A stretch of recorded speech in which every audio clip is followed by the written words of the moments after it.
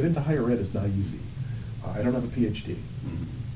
And so I happen to be in a discipline, accounting, where there's a tremendous shortage of PhDs, and having accounting certification plus a master's degree can be good enough to get a job full-time in accounting. And so that is, in part how I got into it, but I paid my dues along the way. There was one semester, or 1 year, I think, where literally I was working at 5 different jobs. 5 different schools? Yeah, 3 or 4 different schools, plus I was working and doing accounting work for a nonprofit in Boston. And I remember a day, I think it was a Thursday every week. No, I take that back. It might have been a Wednesday or a Friday, where my day would start at UMass Lowell, and I needed to be there for maybe 7:45 in the morning. And I would teach, and then I would drive from there to go to Mount Ida College, which is now out of business, and I worked as a professional tutor, which helped me figure out how to teach.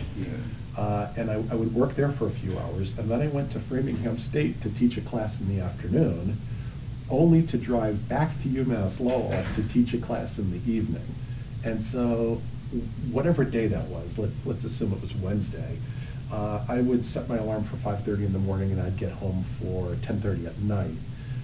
And yet, I grew from all of those, opportunities, and I'm lucky to have had them, even though they involved a lot of hard work. Again, I didn't go through a PhD program. I was not trained, if you will, to teach at the college level. I was never a teacher's assistant in a PhD program, and therefore I had to learn it myself, and through a lot of really good advice. It's really been my experience throughout my career. People are happy to talk about what they do well. And I always advise my students, if there's somebody that you feel has something that you can learn from them, don't be afraid to go up and ask them. Yeah, every now and then somebody might give you the cold shoulder or the palm and say they don't have time and they may never follow up with you. But mostly, my experience has been people are really, really willing to help you do the best you can.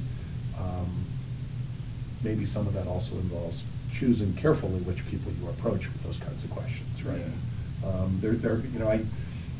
You said at the beginning something about you have a good eye for people. I generally, over the course of my career, I think I've developed an eye for who maybe the most talented people are in a room, and inevitably I try to gravitate toward those people to learn from them. At the same time, I completely believe that everyone in that room has something that I can learn from. But if I have a few minutes to stop by someone's office and knock on their door and sit down, I usually can figure out pretty quickly who those people are in an organization. Definitely. Talk about some of the things you did within Coke and these companies that you work for, because I didn't even know that you work for these companies, like big time companies that I assume everyone knows about. Just kind of go into that a little bit. Yeah, so I'll take Ocean Spray first, and then I will address Coke after. So at Ocean Spray, I came into a senior financial analyst role. And I joke with my students that, I supported the new product development team. And so throughout most of my 10 years at Ocean Spray, I was on or around the new product development team. And so these are people that, in some cases in the corporate world are a little bit misfits. They think a little bit differently. And I found that I really enjoyed dealing with those people, and that they had interesting and different ideas. And so I was lucky to learn from people who, in some cases, might have been the people who literally introduced cran strawberry or ruby red or these Ocean Spray drinks that so many people have heard of now. And so I get to learn from people who developed those. I always tell my students about craisins. I was actually on the product development team for Ocean Spray's craisins. And so it's one of the more substantial experiences I've ever had in my life. Ultimately, this product got introduced, this sweetened dried cranberry product, and it resulted in a factory being built in central Wisconsin. And so Even now, there are people who have jobs as a result of the work that the team I was a part of did. And my role on that team was to look at every aspect and every cost associated with this sweetened dried cranberry product. So I had to work with engineers who understood the production equipment. I had to work with marketers who were developing the new product plans. And we're making decisions like, how are we going to sell this?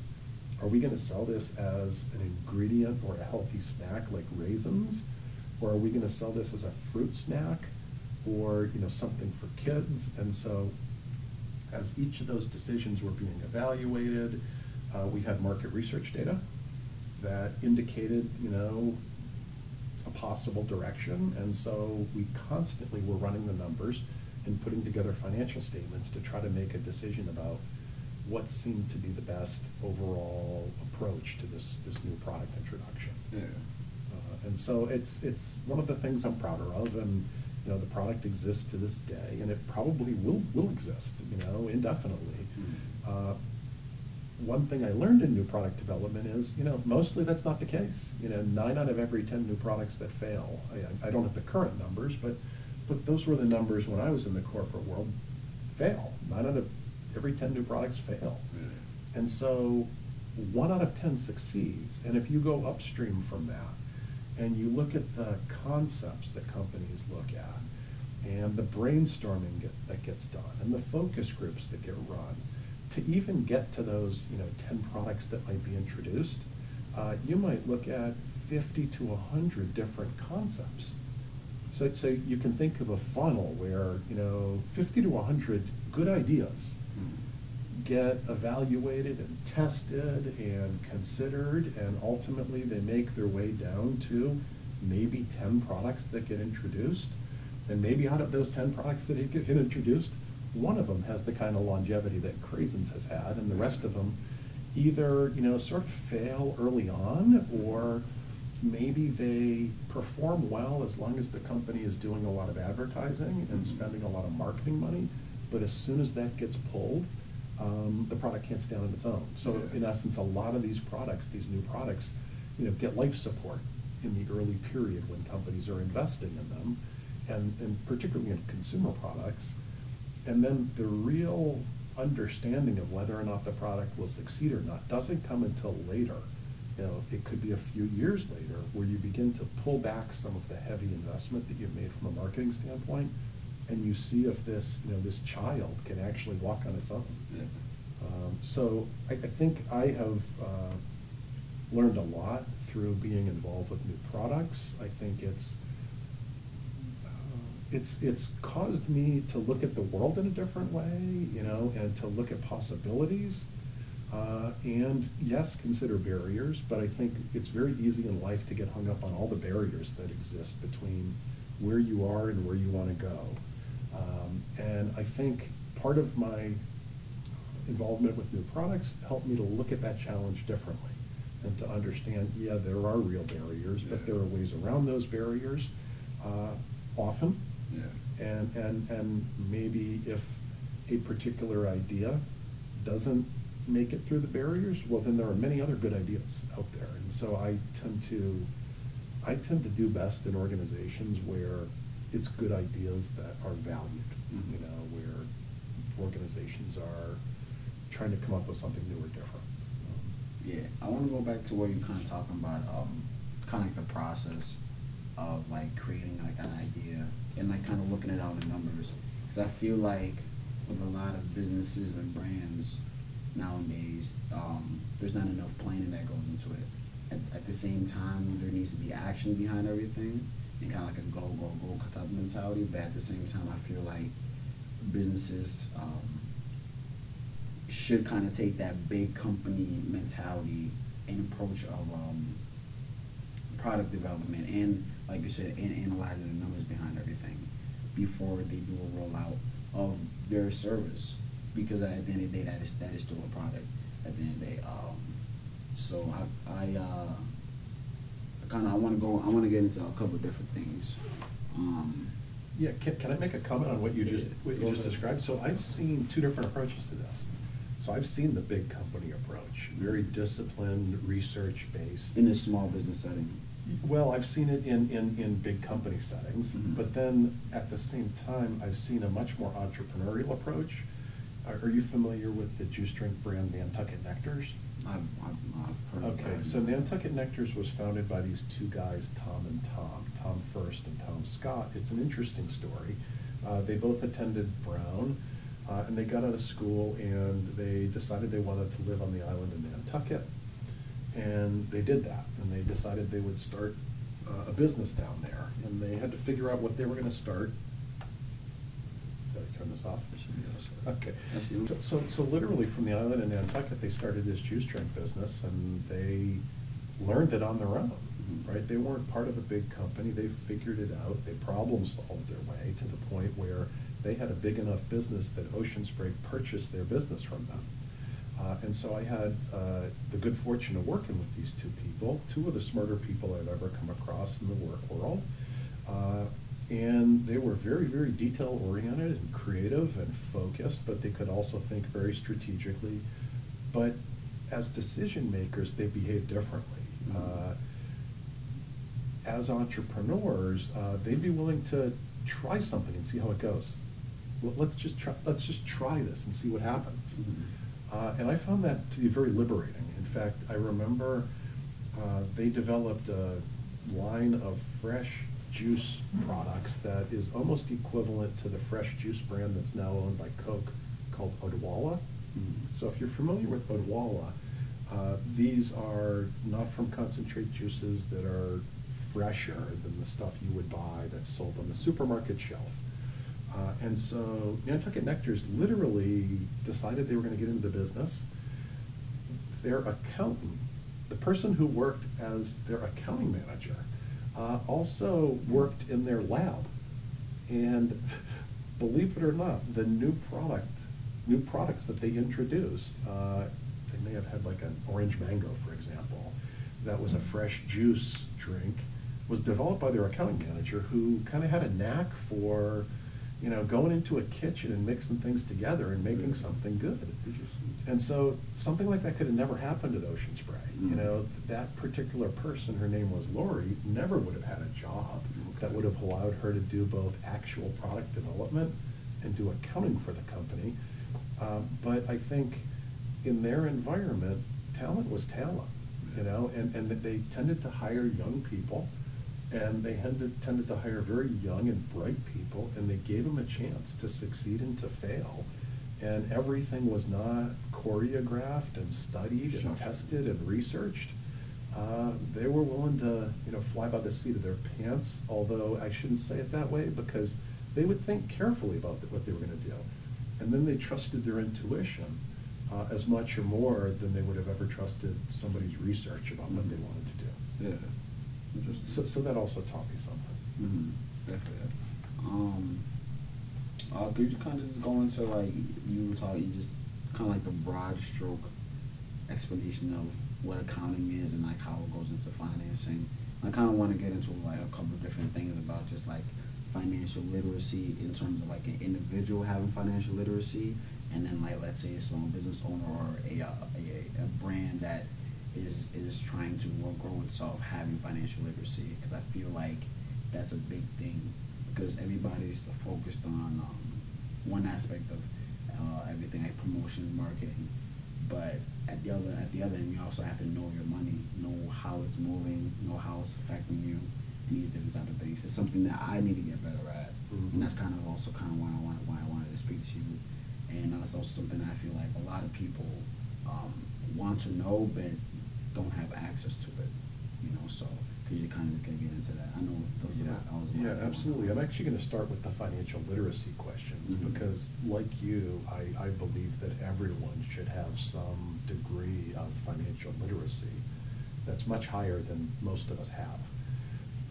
In fact, I'm not inventing this argument. I've heard people argue, and I agree, that at colleges and universities, it might not be a bad idea to have everyone take a basic personal finance course as part of a core curriculum, whether you're majoring in nursing or English or marketing.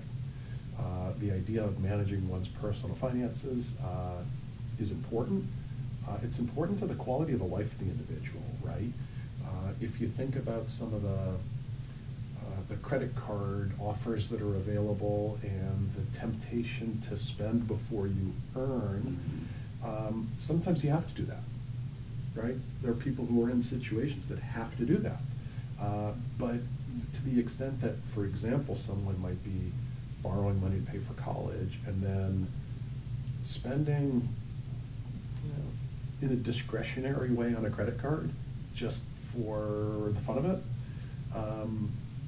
it's debt can pile up quickly. It's very tempting to spend what you have not yet earned.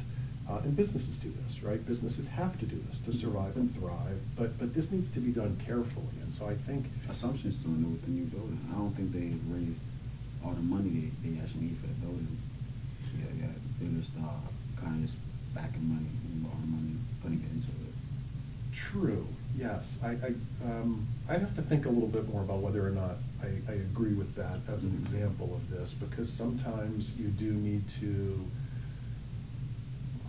begin spending on projects and then get your financing afterward. So for example, I don't want to go too far off tangent. I'm going to come back to the financial literacy. I agree also with your belief that people who want to own their own business or people who want to work in any business ultimately have to be financially competent. You can build a career without this, probably without this in your work. I've come across some really interesting and creative people who, for example, work in advertising agencies. And they are literally producing ad copy or they're producing ads, and they have to understand some things about basic budgeting, but they don't need a strong level of financial literacy as individual contributors. But almost inevitably, as you start making your way up and you start managing things and you're responsible for other people and the resources of the company, whether it's their marketing expenditures or their inventory or other things, once you get to that point where you're managing a business, it's almost unavoidable that you need financial literacy. Because ultimately, what is financial literacy? It's not just familiarity with financials, but it's trying to get to a point where you can make decisions that take into consideration a wide variety of factors: customers, employees, investors, on and on and on, but ultimately make them with an eye toward what's the financial impact. And this is not just for-profit businesses that need this. If you're working at the American Cancer Society, if you're working for a college or university like Assumption College, right? Those organizations as well are not in business to make money, if you will, but certainly they have to be financially aware with respect to their decision making, and they're trying to make sound financial decisions wherever it's possible to do so. And so whether someone is working in a finance or accounting role, or working in marketing or research and development, or in some administrative role, or as a general manager for a retail chain, managing 25 different store managers, all of those people ultimately are going to have to speak about their performance and the performance of their organization, and they're going to be accountable for it. And they should be, right? And so one way that managers are accountable is they are financially accountable. And so imagine being held accountable for something and not understanding, even the basic calculations of how numbers that you are now responsible for. Maybe you're working for Home Depot as a district manager and you have 8 stores that work for you, and you don't understand an income statement or what causes profit to increase or decrease. It would be highly unlikely, number one, that you could succeed in that job, and therefore it's highly unlikely you would ever get that job if you're not financially literate. I also think of people who want to start their own businesses. every now and then you come across somebody that wants to start a business that requires very little investment, and God bless them, right? They can maybe start the business without needing to get money from anyone else. But most often that's not the case. And so as soon as you begin turning to a bank, turning to a potential investor, and talking about your good business idea and why you think it will succeed, and asking other people for financial resources to help you succeed, a loan, maybe someone to buy stock in your company, isn't it perfectly understandable that they should be able to ask you some basic financial questions back with regard to how your business will work and succeed, and that you should have really good answers for those. And so even a business person who has a high school education, who started their own business, if they're going to need to get a bank loan, they're going to have to be able to talk about that business in financial terms.